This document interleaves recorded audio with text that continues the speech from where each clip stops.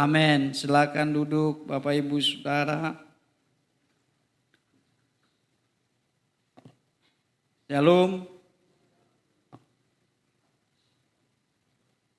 Baik.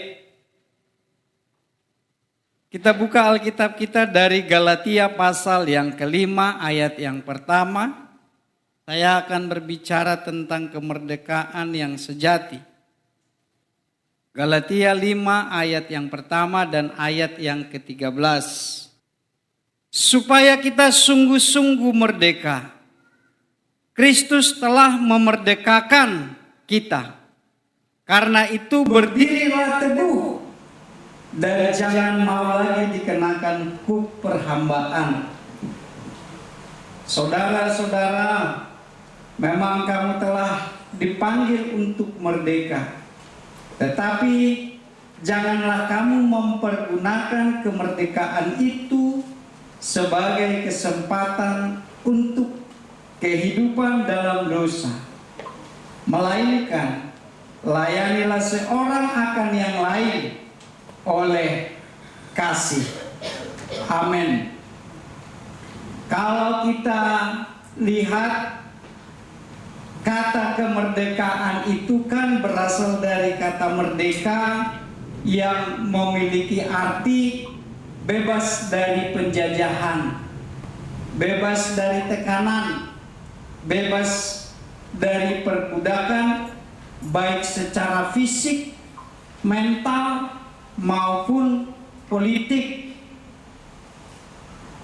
Arti kemerdekaan itu adalah keadaan yang bebas, lepas. Ya. Kalau kita coba kilas balik ke belakang, saudara, bagaimana Indonesia ini kan berjuang supaya merdeka, di mana tanggal 17 itu adalah hari kemerdekaan bangsa Indonesia yang keberapa, Bapak Ibu? Hah? 81? 80 ya? Nah, Indonesia ini dijajah oleh Belanda berapa tahun kira-kira? Berapa Ibu yang Bu Guru? Ya, 350 tahun kan kurang lebih Indonesia dijajah oleh Belanda dari 1602 sampai dengan 1945. Ya. Bukan hanya itu saja. Kita dijajah juga oleh bangsa Portugal. Kurang lebih ada 100 tahun. Bukan hanya bangsa Belanda, Portugal, Inggris juga menjajah kita selama kurang lebih 5 tahun.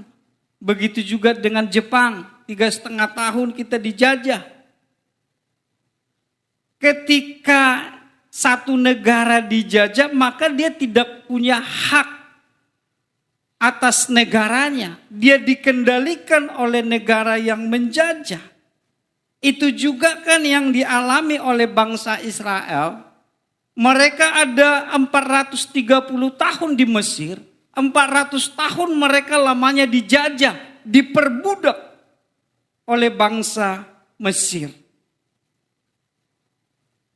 Namun yang mau kita lihat bahwa ketika satu bangsa itu mengalami kemerdekaan, sukacita besar yang dialami oleh seluruh rakyat tersebut. Sama halnya beberapa minggu yang lewat kita dihebohkan dengan berita bahwa Tom Lembong itu mendapat abolisi. Ya kan? Itu merupakan kewenangan presiden untuk menghentikan satu perkara yang tadinya divonis 4 tahun 5 bulan, maka dia bebas. Ketika kalau kita lihat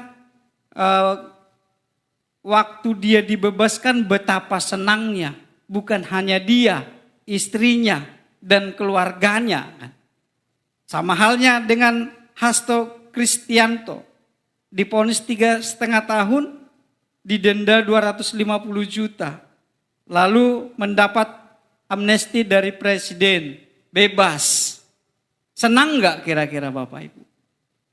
Sudah membayangkan mereka berapa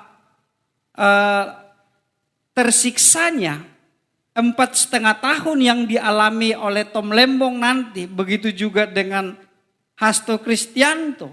Maka saya teringat dengan lagu yang diciptakan oleh Benny Panjaitan, yang waktu itu dinyanyikan Pampers atau Betaria Sonata. Hidup bagaikan burung dalam sangkar, katanya.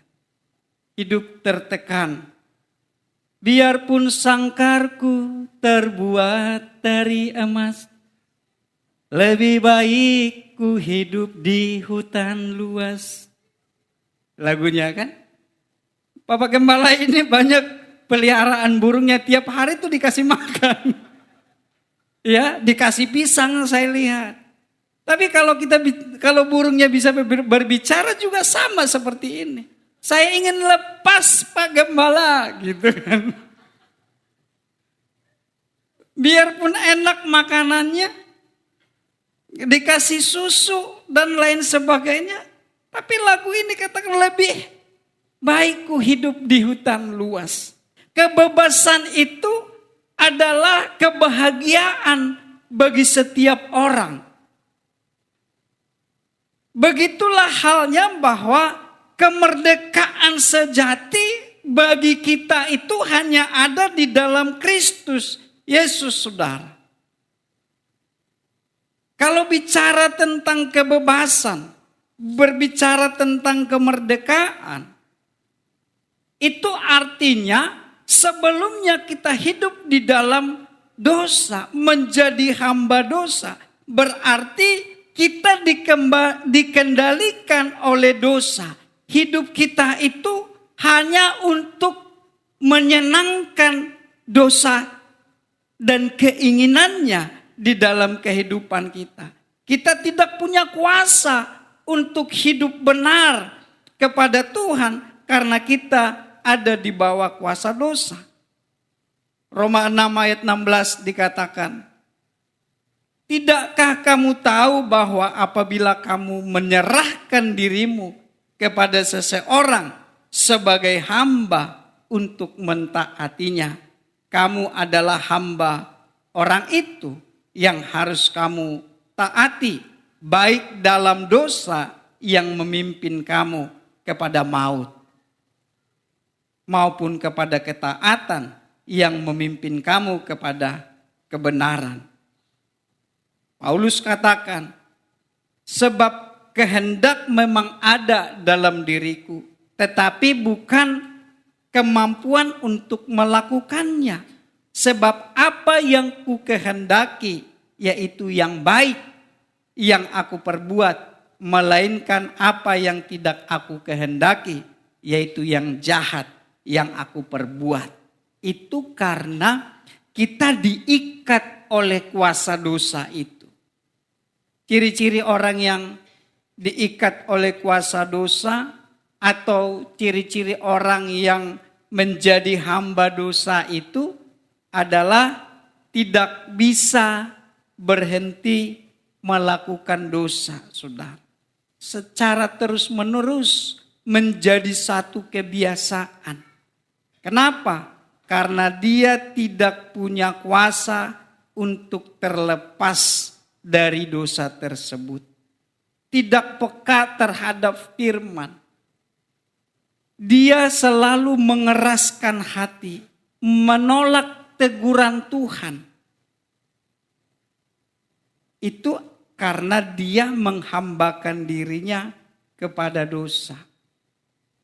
Selalu tidak memiliki damai sejahtera, gelisah dan kosong pandangan hidupnya.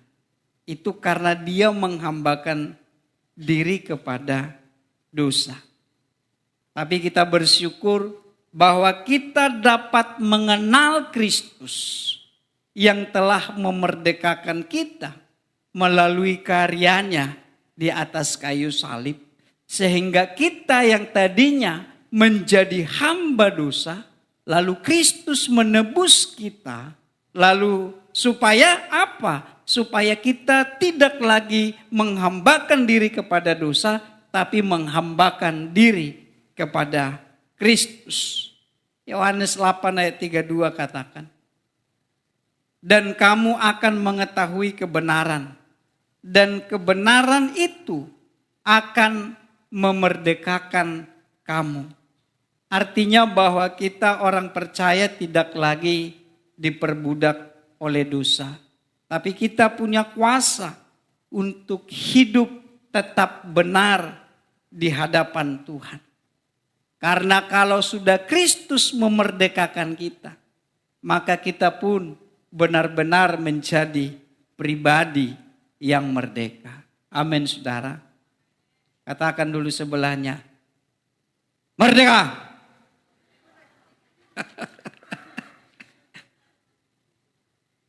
Kita adalah orang merdeka. Merdeka berarti bukan hanya bisa melakukan apa yang ingin dilakukan. Sekali lagi bahwa merdeka berarti bukan hanya bisa melakukan apa yang ingin dilakukan, tetapi juga bisa tidak melakukan apa yang tidak ingin dilakukan. Merdeka berarti bukan hanya bisa melakukan apa yang ingin dilakukan, tetapi juga bisa tidak melakukan apa yang tidak ingin dilakukan. Kalau kita ingin marah, tetapi kita bisa tidak marah, itu kita merdeka.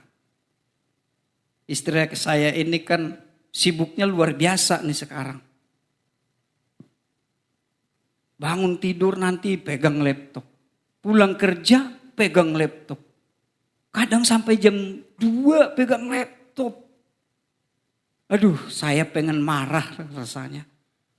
Kenapa? Harus saya urusin anak, kasih makan, cebokin anak.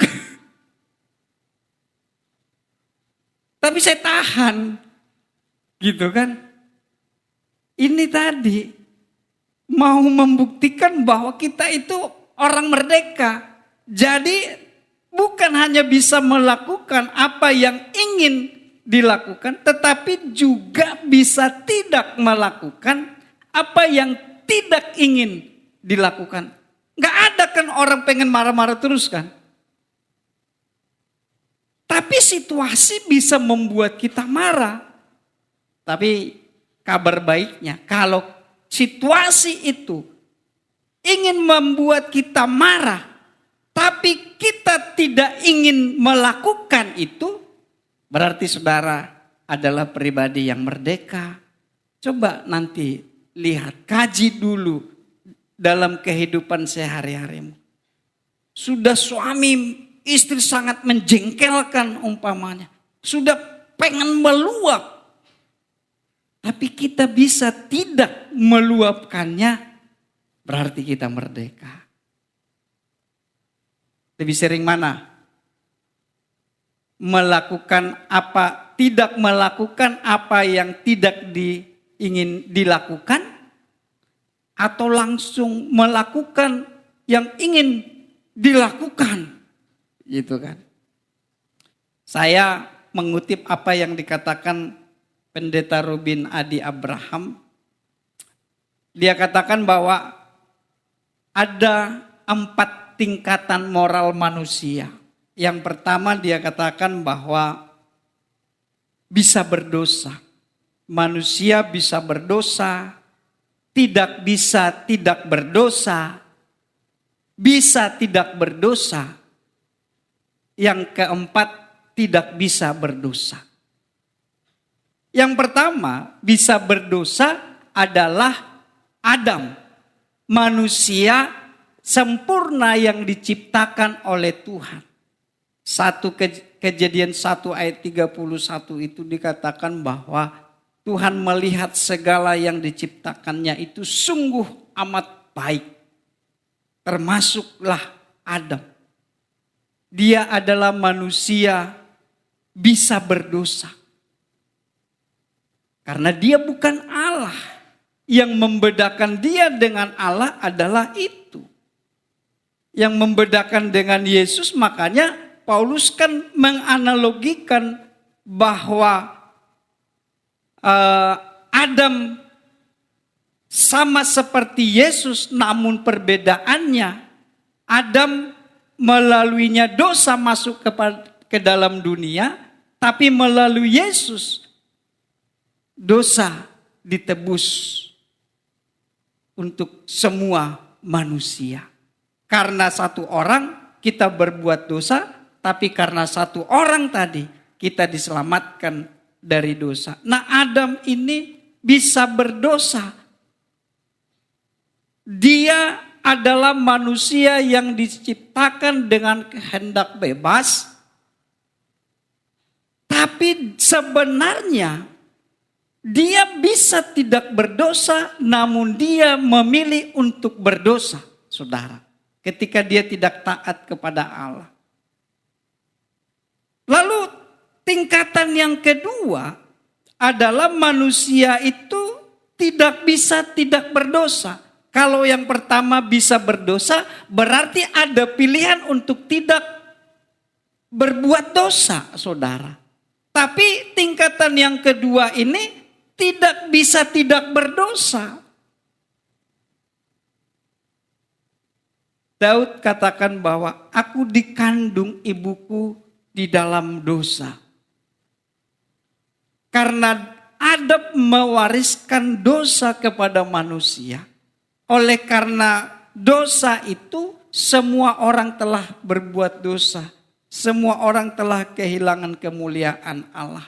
Jadi manusia yang tidak bisa tidak berdosa itu adalah manusia yang telah jatuh ke dalam dosa, yaitu setelah Adam itu, saudara.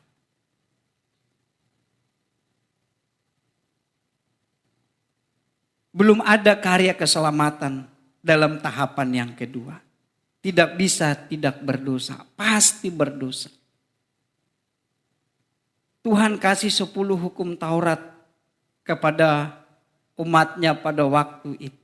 Tapi tak satu pun yang dapat melakukan hukum Taurat tersebut. Kenapa? Tidak bisa tidak berdosa ini. Lalu tingkatan yang ketiga adalah bisa tidak berdosa. Kristus datang menebus dosa umat manusia. Sehingga kita menjadi ciptaan baru di dalam Kristus. Yang lama sudah berlalu. Sesungguhnya yang baru sudah datang. Jadi penebusan Kristus membuat kita lahir baru, saudara. Roma 8 ayat 2 katakan. Roh yang memberi hidup telah memerdekakan kamu dalam Kristus dari hukum dosa dan hukum maut. Jadi posisi kita sebagai orang yang telah ditebus dari dosa, maka kita masuk pada tingkatan yang ketiga ini bisa tidak berdosa, saudara. Tapi bisa berdosa. Sama halnya tadi yang saya katakan.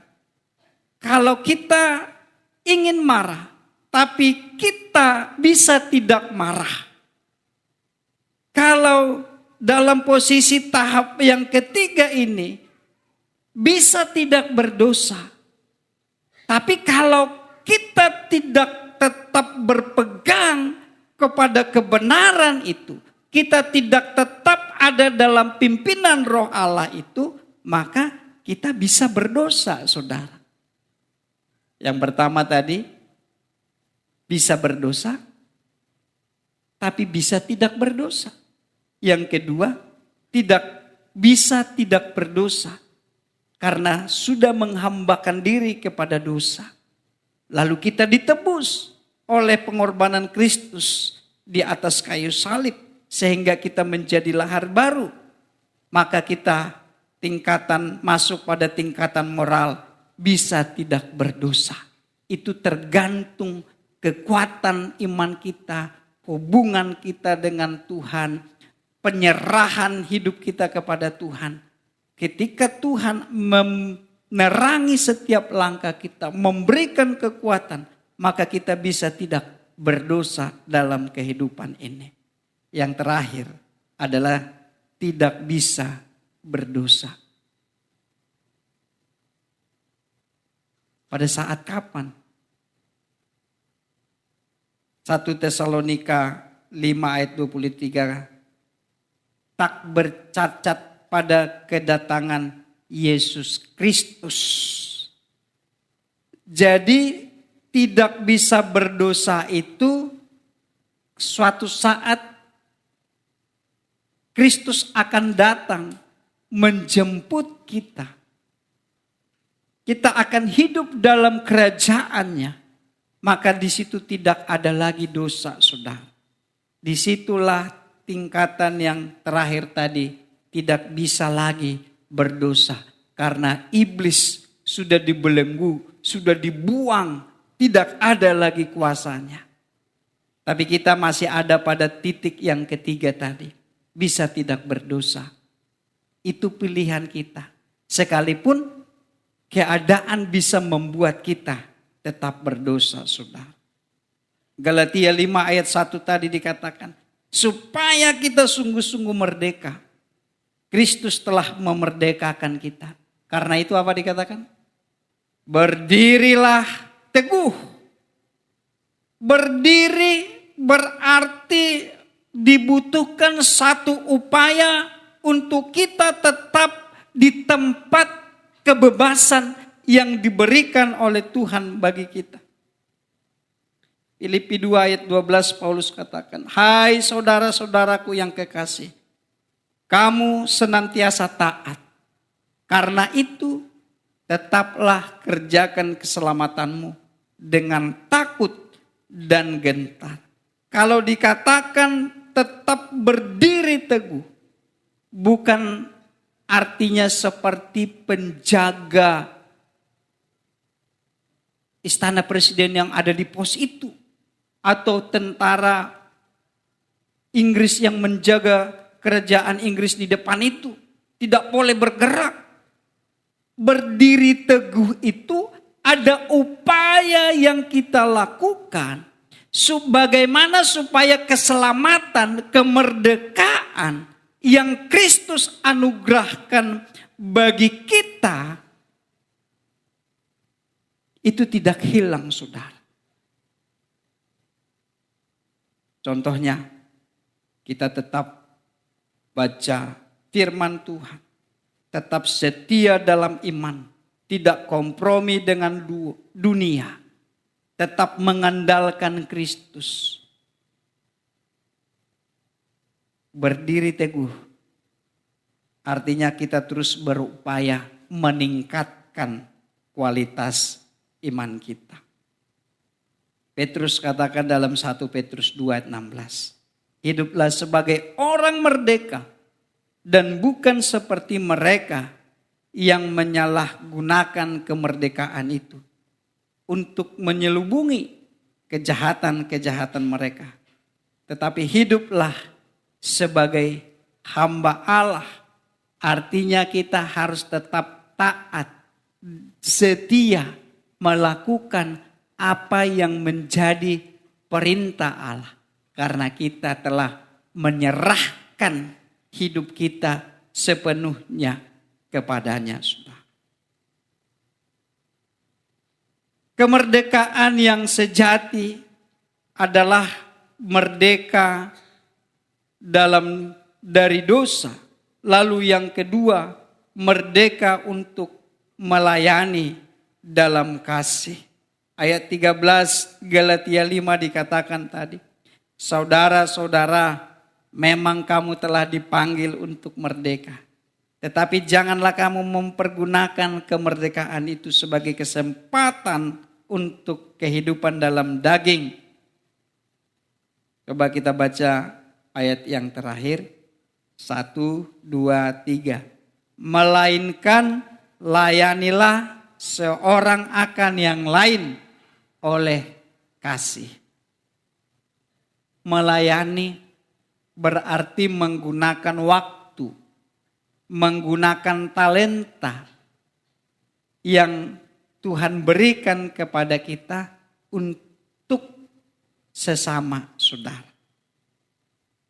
Dan juga melayani Tuhan. Masih ingatkah kita perumpamaan tentang talenta? Di dalam Matius 25. Ketika satu hamba itu dikasih talenta, lalu dia menguburnya. Suatu saat sang tuan datang dan menagih talenta-talenta yang dipercayakan. Di ayat yang ke-25 Matius 25 dikatakan, karena itu aku takut dan pergi menyembunyikan talenta Tuhan di dalam tanah. Ini terimalah kepunyaan Tuhan. Dia tidak melakukan apa-apa dengan talenta yang diberikan tuannya. Padahal sudah diperintahkan. Nah, hamba yang menerima satu talenta dan yang menyembunyikan talenta itu, menguburnya di dalam tanah, apa yang tuannya katakan kepadanya di ayat yang ke-26, maka jawab Tuhan itu, hai kamu hamba yang jahat dan malas. Jika kamu sudah tahu bahwa aku menuai di tempat di mana aku tidak menabur dan memungut dari tempat di mana aku tidak menanam. Yang mau kita garis bawahi bahwa tuannya katakan, hai kamu hamba yang jahat dan malas. Tuannya sangat mengecam tindakan hamba yang mengubur talenta. Kalau Paulus katakan tadi, kemerdekaan yang kamu peroleh, kamu harus pergunakan untuk melayani seorang akan yang lain di dalam kasih. Kalau kita punya kompetensi, punya kemampuan untuk bisa melayani orang lain, melayani Tuhan dengan talenta yang kita miliki, kenapa kita tidak lakukan? Hamba yang menerima 2 talenta, yang menerima 5 talenta, Tuhan puji perbuatan mereka. Bahkan ada upah yang Tuhan berikan kepada mereka. Artinya yang mau saya sampaikan, orang yang menggunakan waktu dan talentanya melayani Tuhan dan sesamanya, tidak akan pernah kehilangan upahnya dari Tuhan. Tapi sesungguhnya mereka punya tapi tidak dipergunakan dengan maksimal untuk melayani Tuhan dan sesamanya, maka Tuhan akan bilang, engkau hamba yang malas dan jahat. Engkau punya sesuatu yang bisa engkau bagikan bagi orang, tapi engkau tidak melakukannya. Sesuatu yang tidak baik akan datang dalam hidupnya. Jemaat yang terkasih di dalam Tuhan, merdeka untuk melayani dalam kasih berarti menggunakan waktu, talenta yang ada pada kita untuk melayani sesama. Lalu yang kedua adalah rela berkorban dan mendahulukan orang lain. Paulus katakan dalam Filipi 2 ayat 4. Janganlah tiap-tiap orang hanya memperhatikan kepentingannya sendiri, tetapi kepentingan orang lain juga. Artinya bahwa rela berkorban ini adalah orang yang siap kehilangan waktu, tenaga, kenyamanan, materi demi kebaikan sesamanya, saudara. Itu adalah rela berkorban. Berarti bersedia kehilangan kenyamanan dalam dirinya. Pertanyaannya, sudah mampukah kita ketika kita kehilangan kenyamanan kita? Apakah kita langsung berontak? Apakah kita langsung melawan ketika kenyamanan kita diusik oleh teman-teman sekitar kita? Berarti kita belum menjadi orang yang merdeka di dalam Kristus kalau kita seperti itu. Lalu yang berikutnya, orang yang merdeka di dalam melayani, setia dan konsisten di dalam melayani. Paulus katakan dalam Galatia 6 ayat 9. Janganlah kita jemu-jemu berbuat baik. Karena apabila sudah datang waktunya kita akan menuai. Jika kita tidak menjadi lemah. Tetap setia. Tetap konsisten di dalam melayani Tuhan. Orang yang setia, orang yang konsisten, berarti dia memiliki komitmen yang berkelanjutan, saudara. Tidak semangat di awal, lalu hilang di tengah jalan. Ya kan? Seperti habis mengikuti seminar, retreat, ya kan? Biasanya ada seminar anak muda, ada seminar tentang kebaktian kebangunan rohani bagi wanita, bagi pria. Antusias di situ. Seminggu 2 minggu masih antusias. Tapi lama-lama redup. Tidak seperti itu ciri orang yang merdeka di dalam melayani, saudara. Semangat di awal harus terus semangat. Sekalipun tidak ada pujian, sekalipun tidak ada apresiasi dari sekitar, tetap semangat. Tidak berubah hati. Artinya, lagi enggak mood hari ini, enggak melayani dulu lah. Bukan seperti itu. Orang yang merdeka dalam melayani itu, saudara. Melayani jangan tergantung suasana hati. Maka sebagaimana tadi dikatakan, berdirilah teguh itu berarti semua aspek hidup ini kita harus jaga. Hadir tepat waktu dan bertanggung jawab itu adalah melayani dengan komitmen yang berkelanjutan. Tetap semangat meskipun keadaan sulit. Sulit ini kan banyak. Ya.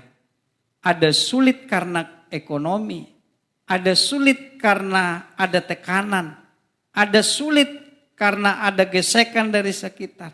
Tapi dia tetap semangat, sudah. Ya, jangan gara-gara diomongin oleh temannya dalam pelayanan. Udahlah, gak usah melayani, jemaat biasa aja. Jangan seperti itu orang yang punya komitmen yang berkelanjutan. Tetap semangat, fokus pada Tuhan, bukan pada situasi. Ya. Lalu yang terakhir adalah selalu memberi yang terbaik, bukan asal-asalan di dalam melayani.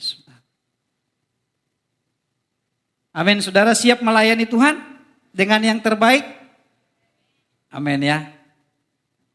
Luar biasa.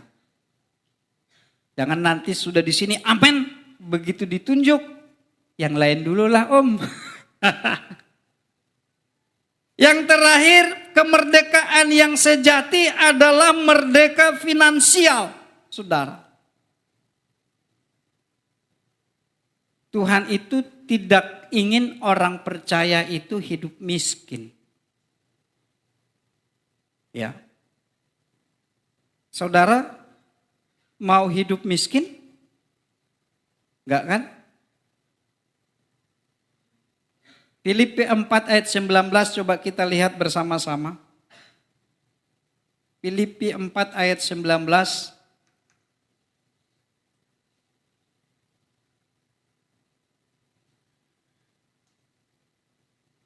Filipi 4 ayat 19. Kita baca bersama-sama dengan suara keras. Lalu kita aminkan. Setelah selesai langsung kita bilang amin gitu ya. 1, 2, 3. Allahku akan memenuhi segala keperluanmu menurut kekayaan dan kemuliaannya dalam Kristus Yesus. Amin. Ya kan?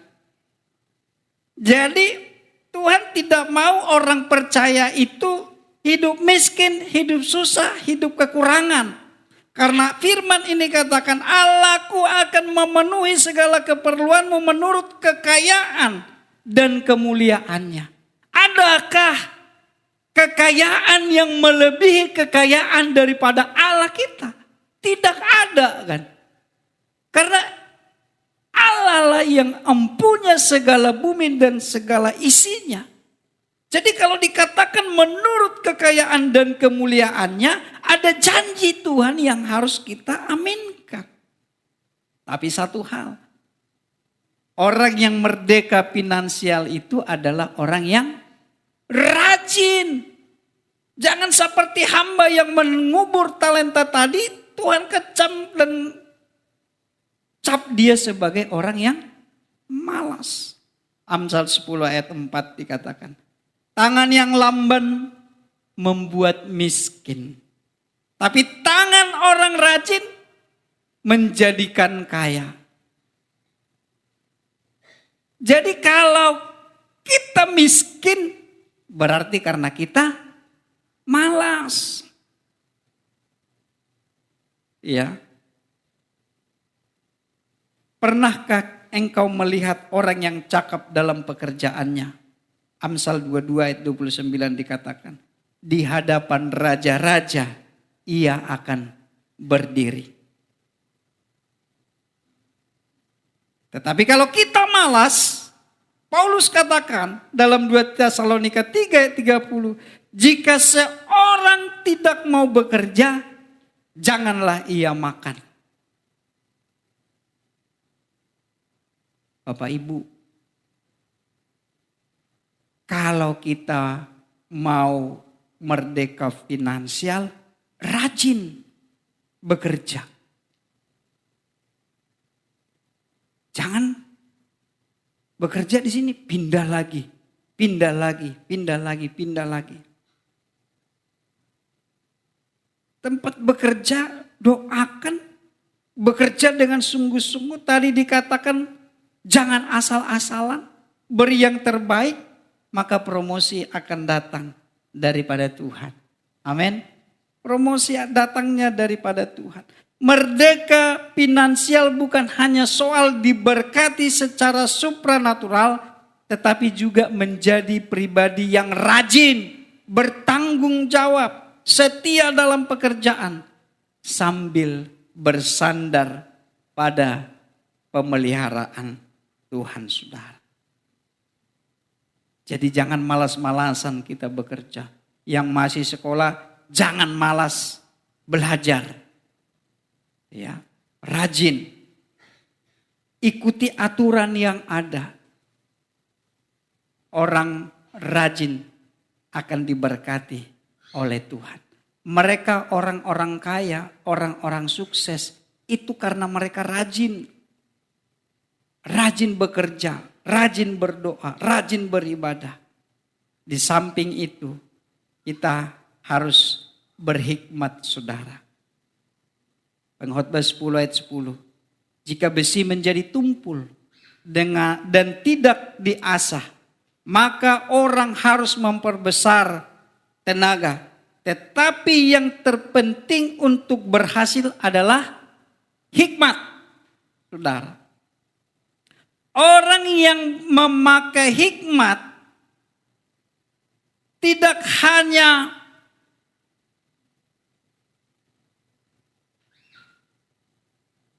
menggunakan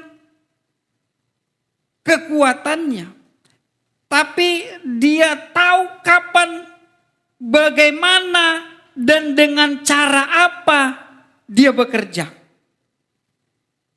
Sehingga lebih menghasilkan di dalam usahanya.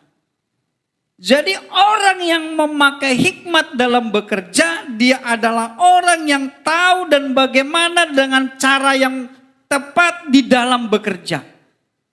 Ada kan orang gerasak gerusuk sana, habis tenaganya, hasilnya nggak maksimal. Itu kita butuh hikmatnya.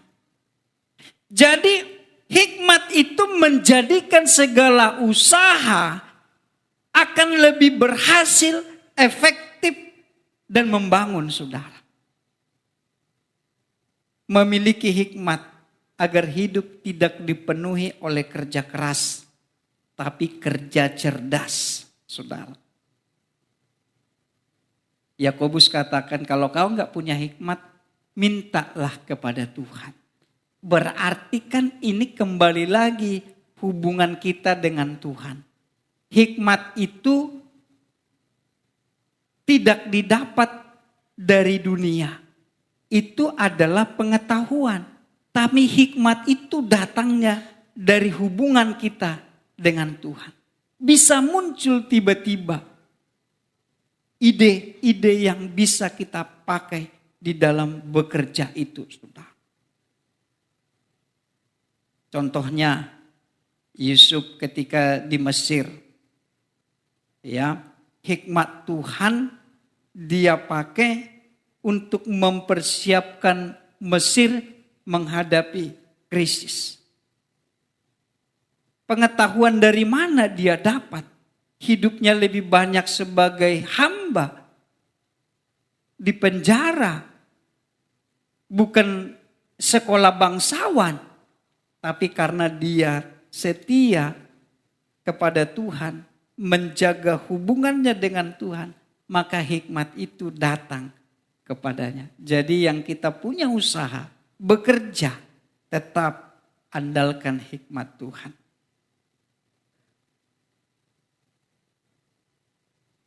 Lalu yang ketiga adalah kelola. Orang yang merdeka finansial itu mengelola dengan baik. Jangan boros. Amsal 21 ayat 20 katakan, harta yang indah dan minyak ada di rumah orang bijak, tetapi orang bodoh memboroskannya. Yang suka berboros-boros itu apa, saudara? Bodoh. Ya. Tetapi orang bijak itu mereka bisa memanage keuangan dengan baik. Artinya bahwa merdeka finansial tidak hanya ditentukan oleh berapa banyak yang kita miliki, tapi bagaimana kita mengelola apa yang kita miliki tersebut. Orang boros tidak akan pernah merasa cukup berapapun penghasilannya. Ya kan? Harus dihitung. Gajinya berapa? Ada orang berani minjam uang dengan mengatakan nanti akan saya cicil. Tapi kita tahu orang itu nggak punya penghasilan bulanan. Kita kan nggak percaya meminjamkan uang ke orang seperti itu. Kalau kita tahu dia ada upah bulanannya, berarti orang ini sudah menghitung-hitung nih pengeluarannya. Kalau dia minjam uang berarti dia tahu berapa nanti yang mau dia kasih dari gajinya. Kita pun kan gitu kalau kita mau minjam uang. Jadi kalau kita minjam uang berarti kita sudah perhitungkan dong berapa kemampuan kita, kapan kita mau kembalikan. Baru kita berani. Jadi kalau ada jemaat yang mau minjam uang saudara, tapi tidak ada usaha dan pekerjaannya, udahlah mendingan kasih, udah saya kasih 50.000 aja lah, gak usah kembalikan. Daripada kita berdosa nanti nagih-nagihnya kan. Lihat ketemu, punya utang gak dibayar, jadi berdosa kan kita.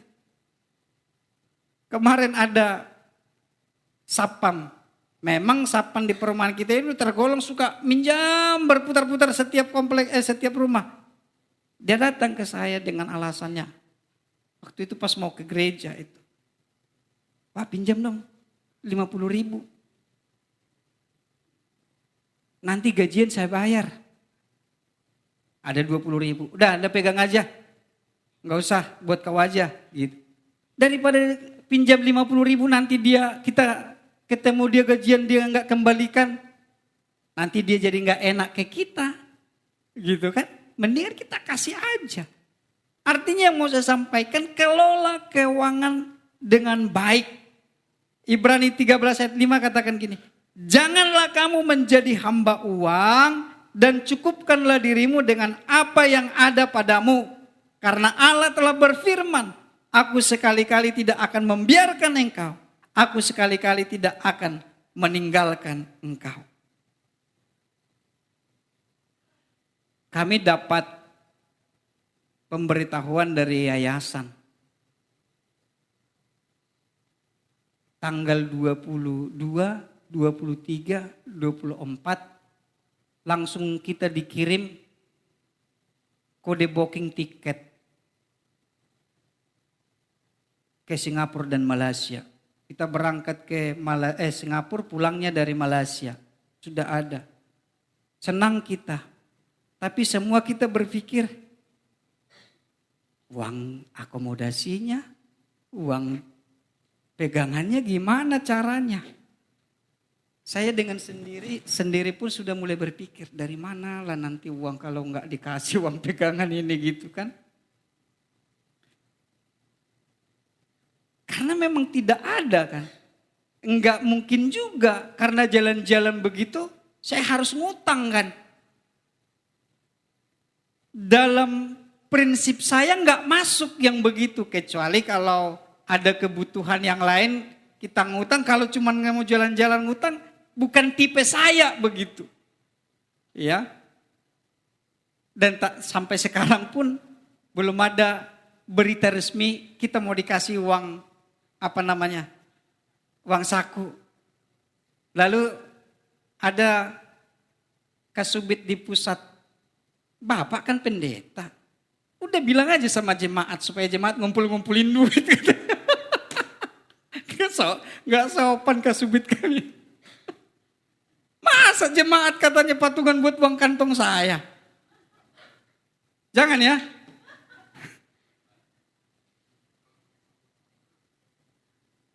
Bapak pendeta berdoalah supaya ada, nanti dikasih katanya. Ya. Artinya yang mau saya sampaikan bagi kita, kita kelola uang itu, jangan uang itu yang mengatur kita. Gitu. Iya kan?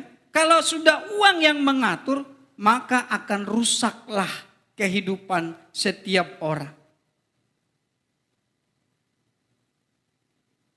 Makanya kan itu diingatkan oleh Paulus tentang bagaimana mengelola uang tersebut. Uang akan baik jika dikelola dengan baik. Mengelola keuangan dengan bijak adalah bentuk nyata dari hikmat dan tanggung jawab kita sebagai orang percaya yang sudah dimerdekakan oleh Kristus. Jangan boros, saudara.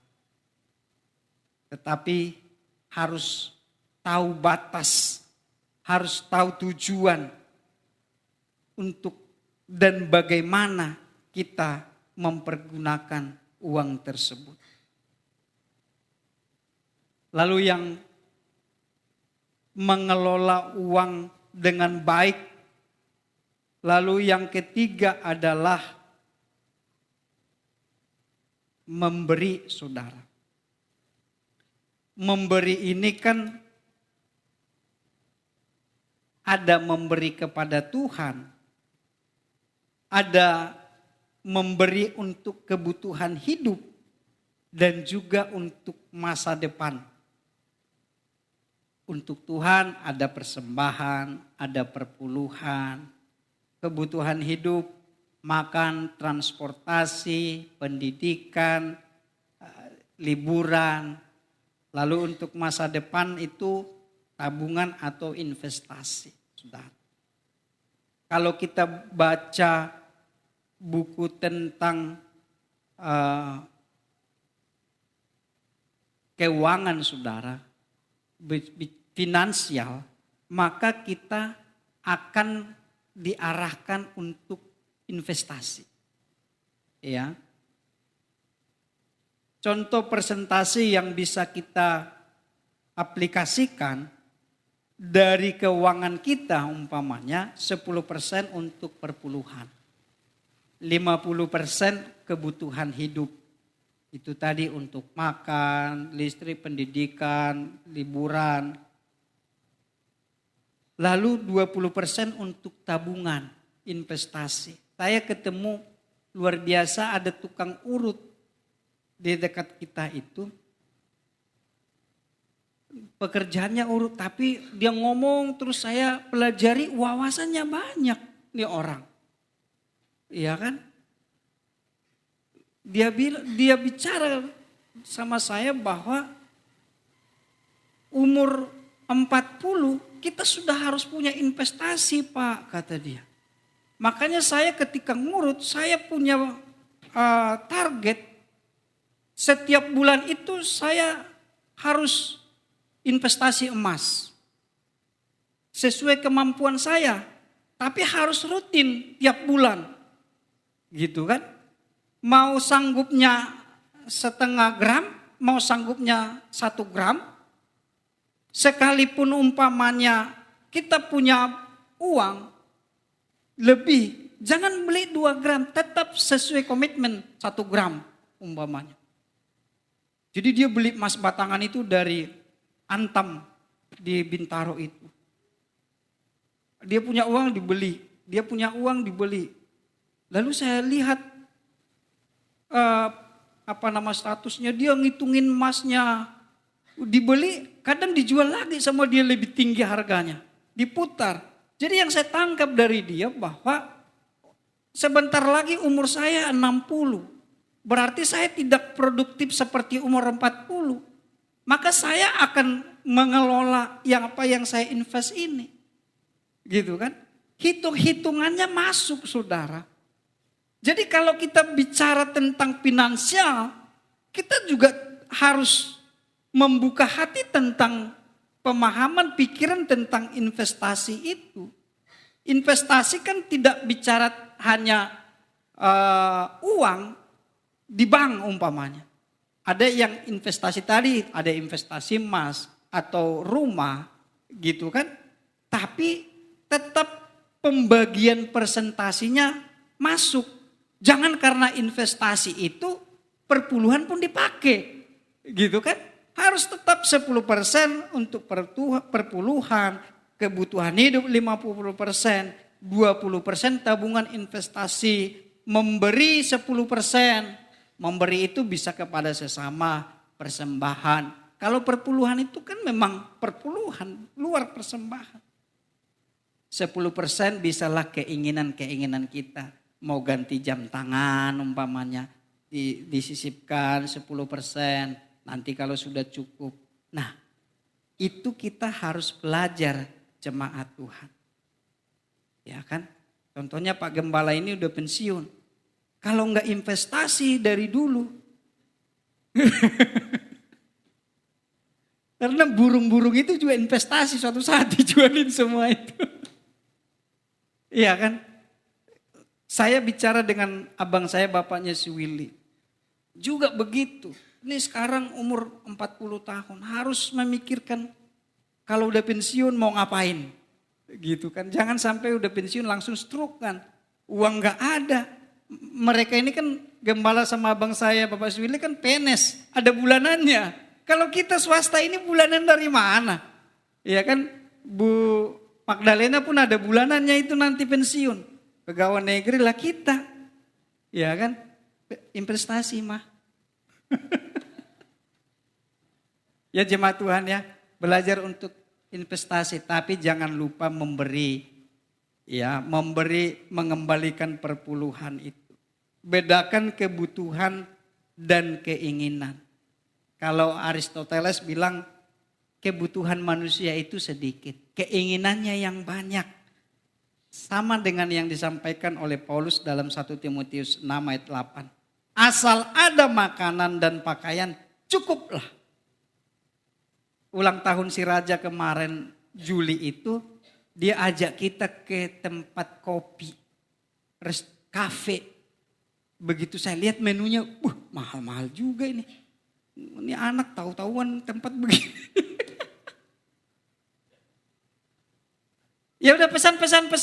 Mereka pesan, si Mora pesan, si Ken pesan, si Raja pesan. Papa enggak pesan? Enggak usah.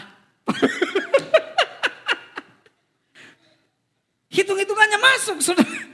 Iya kan? Gak apa-apa mereka makan, kalau sisa ya itu saya makan.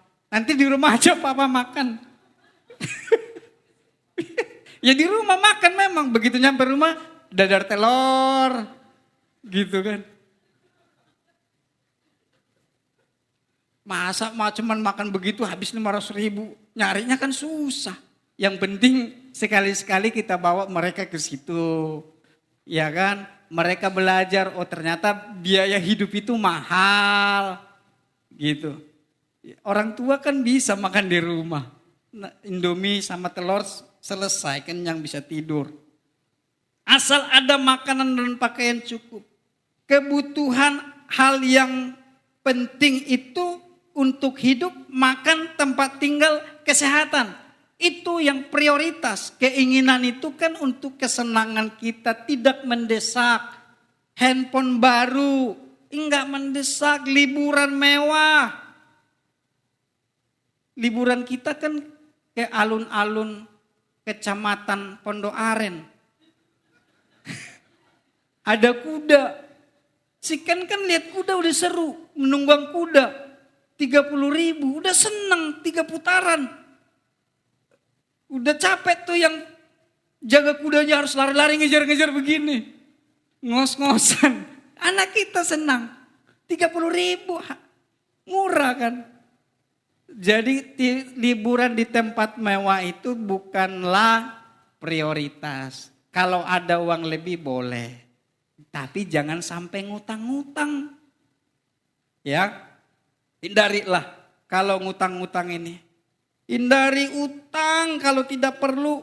Dari 2020 sampai 2024, 61 orang bunuh diri karena utang pinjol. Saya baca datanya kemarin. Hutang untuk gaya hidup akan mengganggu keuangan jangka panjang. Iya kan? Anak tulang kami, hari apa itu? Hari Rabu kemarin, bunuh diri di rumahnya, pinjol. Nggak nyangka kita orang begitu, bunuh diri. Sangar orangnya, jenggotnya panjang. Sangar, tapi bunuh diri, takut sama debt collector itu. Iya kan? Kenapa? Hutang. Jangan hutang saudara kalau nggak bisa bayar. Hutang boleh tapi bisa bayar. Sampai sekarang kami kan masih ngutang. Mobil kan masih ngutang. Gitu.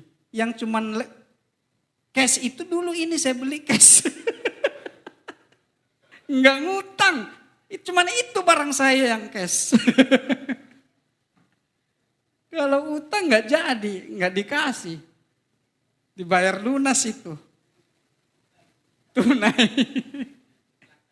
Tapi itu tadi Bapak Ibu, hindari pinjol itu. Ya. Bunuh diri. Ada orang bunuh diri, kalau mau bunuh diri suami istri udah bunuh diri. Anaknya diajak bunuh diri gitu. Ya. Orang terdekat kami keluarga bunuh diri karena pinjol. Di sekitar kita pun bisa hal yang sama terjadi kalau kita nggak saling mengawasi. Ya.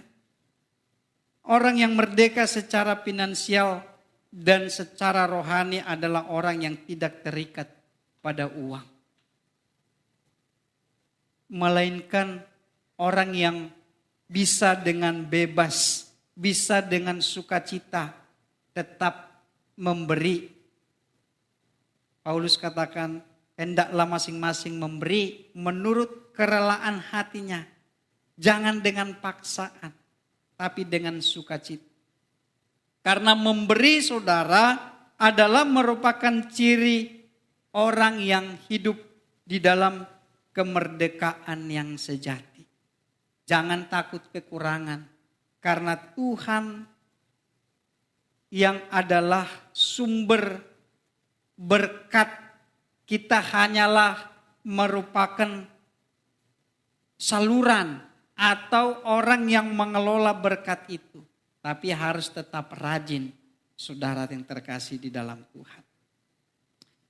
Jemaat yang terkasih di dalam Tuhan, kemerdekaan sejati adalah hidup di dalam Kristus. Setia, berpegang dan berpengharapan teguh kepada firman-Nya. Jadilah menjadi orang Kristen yang merdeka. Jangan menjadi orang yang menyalahgunakan kemerdekaan itu. Tuhan Yesus memberkati.